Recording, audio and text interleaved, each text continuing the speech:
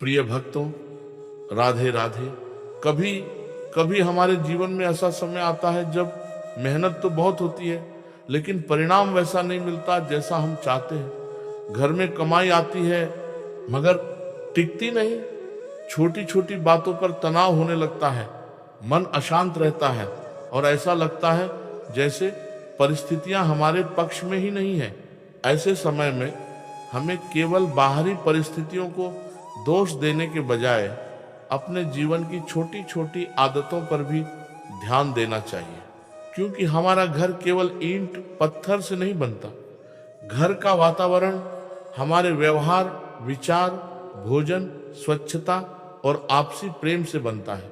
सनातन परंपरा में अन्न को केवल भोजन नहीं बल्कि ईश्वर का प्रसाद माना गया है।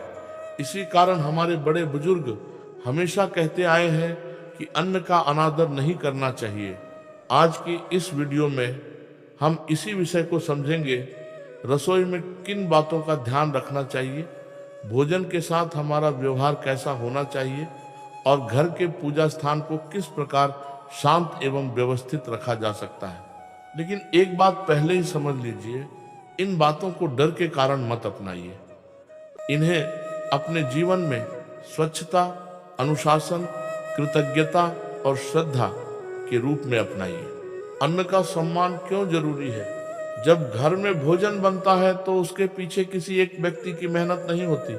किसान खेत में मेहनत करता है, अनाज पैदा होता है, उसे बाजार तक पहुंचाया जाता है, घर में लाया जाता है और फिर किसी के हाथों से वो भोजन बनता है। इसीलिए थाली में आया हुआ अन्न वास्तव में बहुत सारी मेहनत का परिणाम है। हमें उतना ही भोजन लेना चाहिए जितना हम खा सकें। जरूरत से ज्यादा भोजन लेकर उसे फेंक देना अच्छी आदत नहीं है। अगर भोजन बच जाए और वह सुरक्षित रूप से खाने योग्य हो तो उसे उचित तरीके से रखा जा सकता है और बाद में उपयोग किया जा सकता है। लेकिन भोजन खराब हो चुका हो तो केवल धार्मिक डर के कारण उसे खाना सही नहीं है। स्वास्थ्य की सुरक्षा सबसे पहले है। रसोई की पहली जिम्मेदारी स्वच्छता। रसोई वह स्थान है जहां हमारे पूरे परिवार के लिए भोजन तैयार होता है, इसलिए वहां साफ सफाई का विशेष ध्यान रखना चाहिए।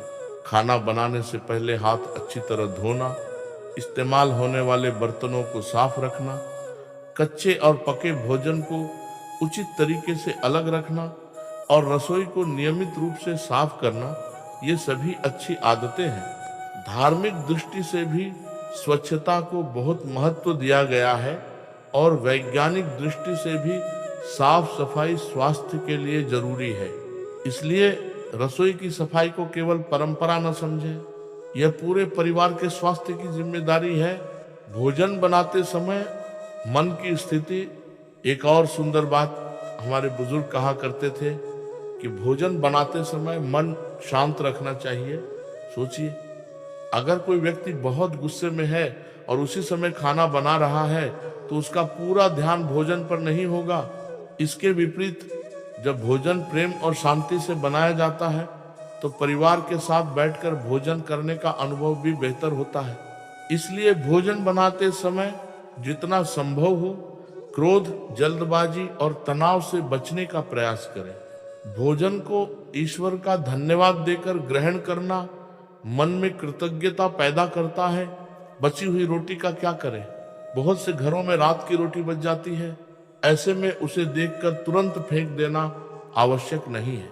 अगर रोटी ठीक स्थिति में है, सही तरीके से रखी गई है और खाने योग्य है तो उसे अगले दिन उपयोग किया जा सकता है। लेकिन अगर उसमें फफूंद दिखाई दे, खराब गंध आए या वह खराब हो गई हो तो उसे बिल्कुल न खाएं। यहाँ आस्था के साथ विवेक रखना भी जरूरी है। हमारे धर्म का उद्देश्य हमें अस्वस्थ बनाना नहीं बल्कि जीवन को बेहतर बनाना है। सनातन परंपरा में गौ माता के प्रति श्रद्धा का विशेष स्थान रहा है। अगर आपके आसपास सुरक्षित और उचित व्यवस्था में गौ सेवा का अवसर मिलता है तो अपनी क्षमता के अनुसार सेवा कर सकते हैं। लेकिन सेवा का अर्थ यह नहीं कि खराब या सड़ा हुआ भोजन किसी पशु को खिला दिया जाए। जैसे हम अपने परिवार को खराब भोजन नहीं देते, वैसे ही पशुओं के प्रति भी जिम्मेदारी रखनी चाहिए। स्वच्छ और उचित भोजन ही देना चाहिए। सेवा में दिखावा नहीं, भावना महत्वपूर्ण है। घर का पूजा स्थान हमारे लिए श्रद्धा और शांति का स्थान होता है, इसीलिए उसे साफ सुथरा और व्यवस्थित रखना बहुत अच्छी आदत है।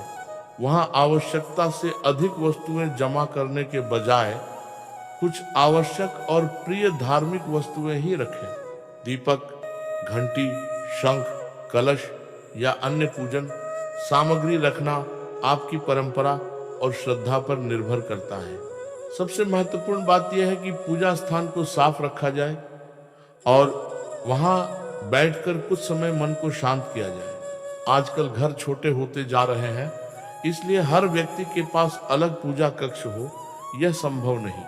अगर पूजा स्थान किसी कमरे में रखना पड़े तो उसे यथासंभव सम्मानजनक, स्वच्छ और व्यवस्थित स्थान दें।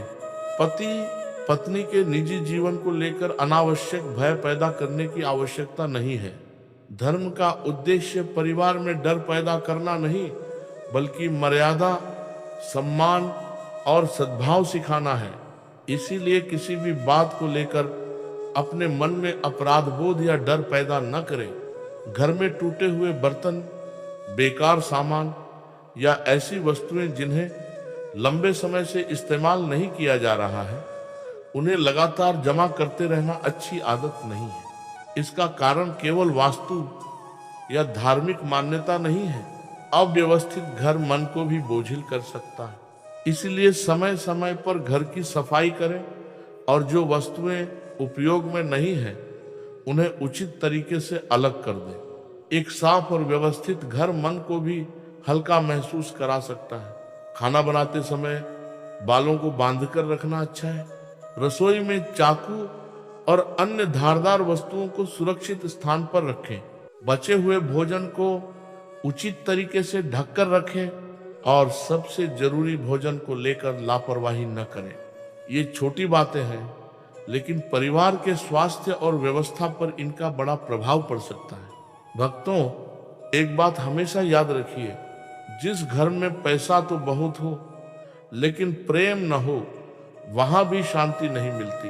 और जिस घर में सीमित साधन हो लेकिन परिवार के लोग एक दूसरे का सम्मान करते हो, वहां भी संतोष और सुख पाया जा सकता है।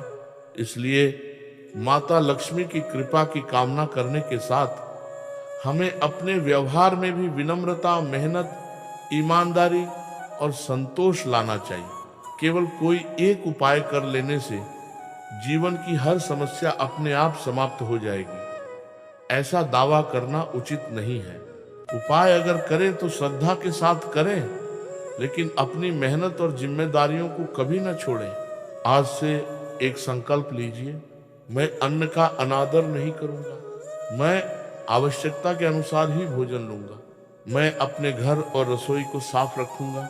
मैं अपने माता पिता और परिवार के सदस्यों का सम्मान करूंगा। मैं किसी जरूरतमंद की सहायता अपनी क्षमता के अनुसार करूंगा। और सबसे महत्वपूर्ण, मैं कठिन समय में घबराने के बजाय भगवान पर विश्वास रखते हुए अपनी मेहनत जारी रखूंगा। यही विश्वास धीरे धीरे हमारे जीवन को मजबूत बनाता है। ऐसे समय में हमें केवल बाहरी परिस्थितियों को दोष देने के बजाय अपने जीवन की छोटी छोटी आदतों पर भी ध्यान देना चाहिए, क्योंकि हमारा घर केवल ईंट पत्थर से नहीं बनता। घर का वातावरण हमारे व्यवहार, विचार, भोजन, स्वच्छता और आपसी प्रेम से बनता है। सनातन परंपरा में अन्न को केवल भोजन नहीं बल्कि ईश्वर का प्रसाद माना गया है।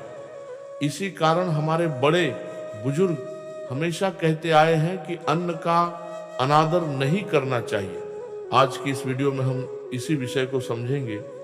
रसोई में किन बातों का ध्यान रखना चाहिए, भोजन के साथ हमारा व्यवहार कैसा होना चाहिए और घर के पूजा स्थान को किस प्रकार शांत एवं व्यवस्थित रखा जा सकता है। लेकिन एक बात पहले ही समझ लीजिए, इन बातों को डर के कारण मत अपनाइए। इन्हें अपने जीवन में स्वच्छता अनुशासन, कृतज्ञता और श्रद्धा के रूप में अपनाइए। अन्न का सम्मान क्यों जरूरी है? जब घर में भोजन बनता है तो उसके पीछे किसी एक व्यक्ति की मेहनत नहीं होती। किसान खेत में मेहनत करता है, अनाज पैदा होता है, उसे बाजार तक पहुंचाया जाता है, घर में लाया जाता है और फिर किसी के हाथों से वह भोजन बनता है। इसलिए थाली में आया हुआ अन्न वास्तव में बहुत सारी मेहनत का परिणाम है। हमें उतना ही भोजन लेना चाहिए जितना हम खा सके। जरूरत से ज्यादा भोजन लेकर उसे फेंक देना अच्छी आदत नहीं है। अगर भोजन बच जाए और वह सुरक्षित रूप से खाने योग्य हो तो उसे उचित तरीके से रखा जा सकता है और बाद में उपयोग किया जा सकता है। लेकिन भोजन खराब हो चुका हो तो केवल धार्मिक डर के कारण उसे खाना सही नहीं है। स्वास्थ्य की सुरक्षा सबसे पहले है।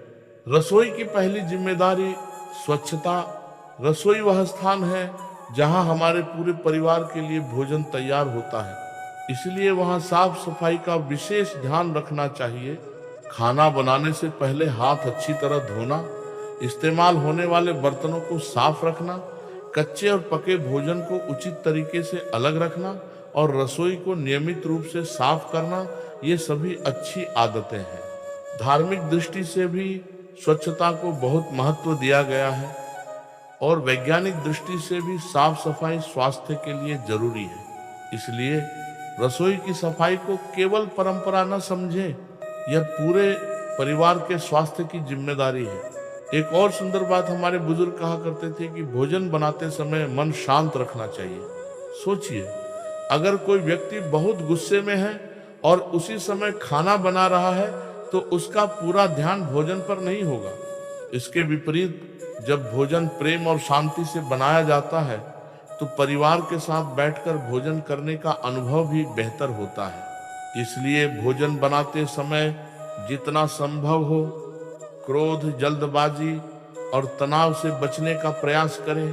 भोजन को ईश्वर का धन्यवाद देकर ग्रहण करना मन में कृतज्ञता पैदा करता है। बची हुई रोटी का क्या करें? बहुत से घरों में रात की रोटी बच जाती है। ऐसे में उसे देखकर तुरंत फेंक देना आवश्यक नहीं है। अगर रोटी ठीक स्थिति में है, सही तरीके से रखी गई है और खाने योग्य है तो उसे अगले दिन उपयोग किया जा सकता है। लेकिन अगर उसमें फफूंद दिखाई दे, खराब गंध आए या वह खराब हो गई हो तो उसे बिल्कुल न खाएं। यहाँ आस्था के साथ विवेक रखना भी जरूरी है। हमारे धर्म का उद्देश्य हमें अस्वस्थ बनाना नहीं बल्कि जीवन को बेहतर बनाना है। सनातन परंपरा में गौ माता के प्रति श्रद्धा का विशेष स्थान रहा है। अगर आपके आसपास सुरक्षित और उचित व्यवस्था में गौ सेवा का अवसर मिलता है तो अपनी क्षमता के अनुसार सेवा कर सकते हैं। जैसे हम अपने परिवार को खराब भोजन नहीं देते, वैसे ही पशुओं के प्रति भी जिम्मेदारी रखनी चाहिए। स्वच्छ और उचित भोजन ही देना चाहिए। सेवा में दिखावा नहीं, भावना महत्वपूर्ण है। मैं अपने माता पिता और परिवार के सदस्यों का सम्मान करूंगा। मैं किसी जरूरतमंद की सहायता अपनी क्षमता के अनुसार करूंगा और सबसे महत्वपूर्ण, मैं कठिन समय में घबराने के बजाय भगवान पर विश्वास रखते हुए अपनी मेहनत जारी रखूंगा। यही विश्वास धीरे धीरे हमारे जीवन को मजबूत बनाता है। राधे राधे। ईश्वर आपके घर में स्वास्थ्य, शांति, प्रेम और सद्बुद्धि बनाए रखें।